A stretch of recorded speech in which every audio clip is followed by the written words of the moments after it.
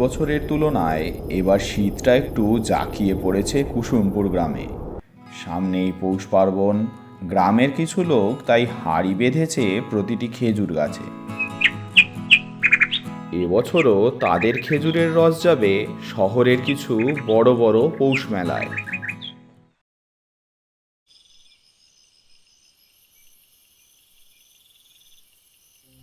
রোজ রোজ ওই একই খাবার খেয়ে মুখটা একেবারে পচে গেল।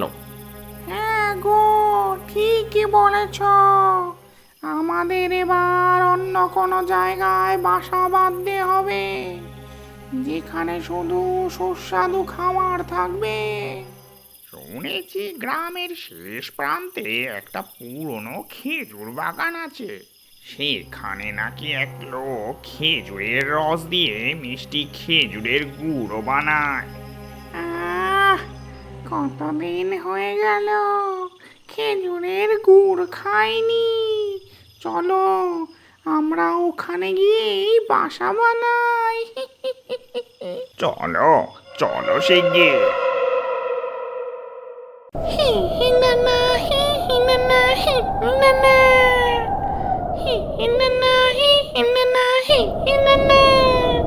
এরপর সাত জুনিয়র মান্দ তাদের থাকার জায়গা ছেড়ে চলে আসে কানাইয়ের খেজুর বাগানে এবং সেখানকার সবচেয়ে বড় খেজুর গাছটিতে তারা থাকতে শুরু করে।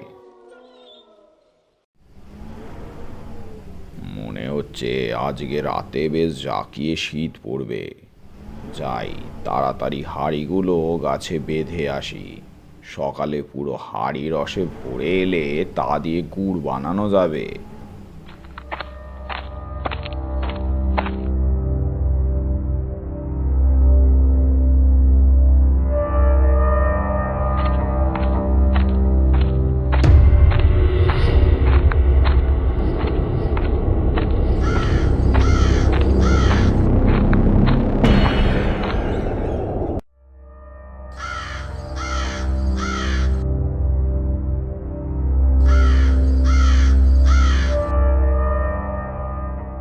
কানাই সেদিন রাতে খেজুর গাছের ডগায় হাঁড়িগুলো বেঁধে ঘরে ফিরে গেল।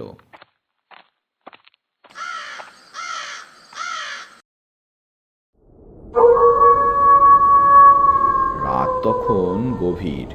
চারিদিকে ঘন কুয়াশা নেমে এসেছে, যেন পুরো গ্রামটাই শীতের চাদর মুড়ি দিয়ে ঘুমাচ্ছে।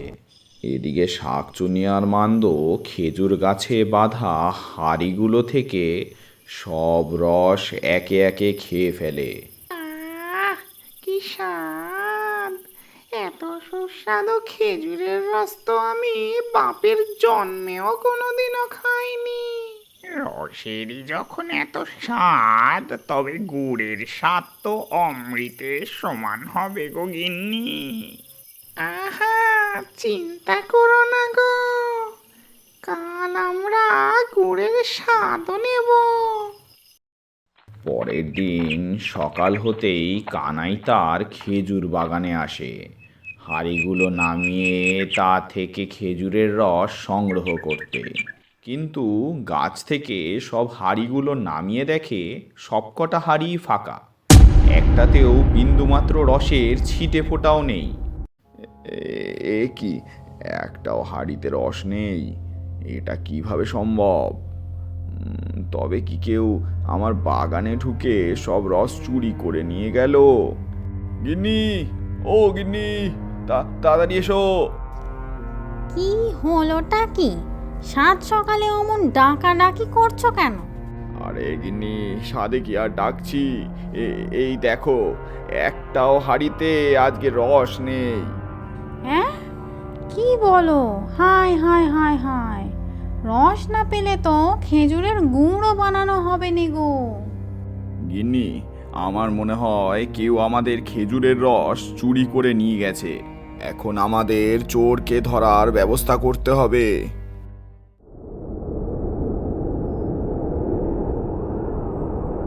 সেই রাত্রিরে কানাই জেগে থাকে চোর ধরার জন্যে। চারিদিকে ঘন অন্ধকার, কুয়াশার পারদ এতটাই মোটা, সামনে কিছুই দেখা যাচ্ছে না। কানাই এক জায়গায় হ্যারিকেন নিয়ে চুপচাপ বসে থাকে।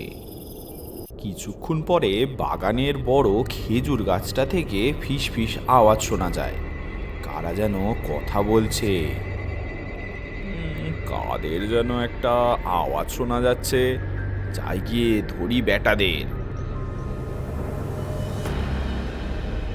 যেতেই কানাই যা দেখে তাতে তার পায়ের তলা থেকে মাটি সরে যায়। সে দেখে খেজুর গাছের মাথায় রয়েছে দুটো ছায়া মূর্তি। তারা তাদের লম্বা জিভ বের করে হাড়ি থেকে রস চেটে চেটে খাচ্ছে।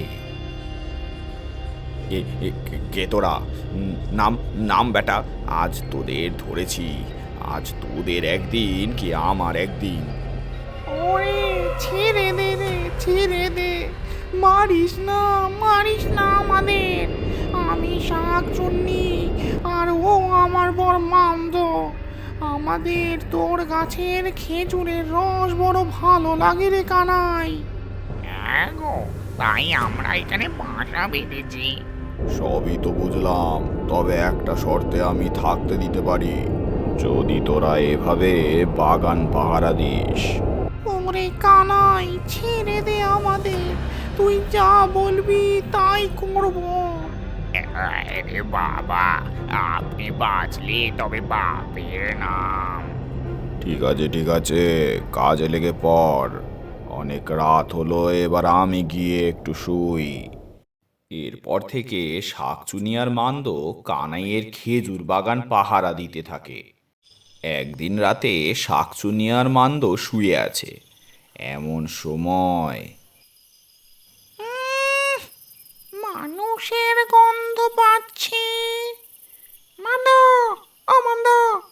কি হলো গো? বোধ হয় বাগানে চোর এসেছে বুঝলে। চলো তো দেখি। চলো শিগগির।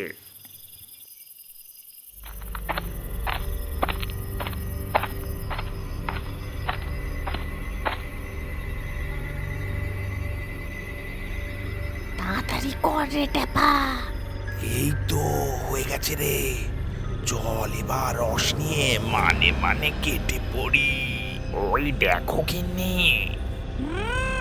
তারা বেটা, বাগানে এসেছিস রস চুরি করতে। তারা তারা হচ্ছে তোদের। কোথায় পালাচ্ছিস?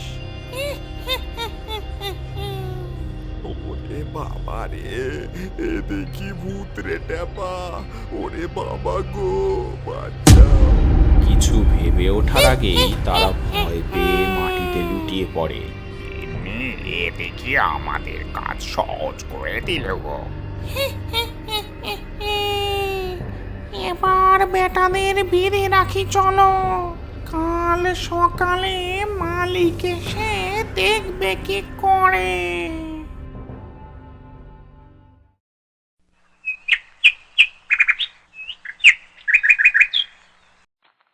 সকাল হতেই কানাই এসে দেখে বাগানের এক খেজুর গাছে দুটো লোক বাঁধা। তবে শাকচুন্নি সবটা খুলে বলতেই আর কিছু বুঝতে বাকি রইল না তার, যে এরা খেজুরের রসের হাড়ি চুরি করতে এসেছিল। বাহ, তোদের কাজে আমি খুব খুশি। এবার থাকা খাওয়ার পাশাপাশি গুড় বিক্রি করে যা লাভ করব, তার থেকে 500 টাকা করে দেব তোদের সংসার চালানোর জন্য। ধন্যবাদ মালিক, ধন্যবাদ। শাকচুন্নি আর মান্দ এভাবেই কানাইয়ের বাগান পাহারা দিতে থাকে, আর ওই বড় খেজুর গাছে ঘর করে সুখে শান্তিতে বসবাস করতে থাকে। গিন্নি, চললুম আমি, যাই দেখি গুড়টা শহরে বিক্রি করে আসি। কানাই গায়ের পথ দিয়ে তৈরি করা গুড় নিয়ে চলতে থাকে শহরের উদ্দেশ্যে। মেলায় গুড় বিক্রি করে ফিরবে সে।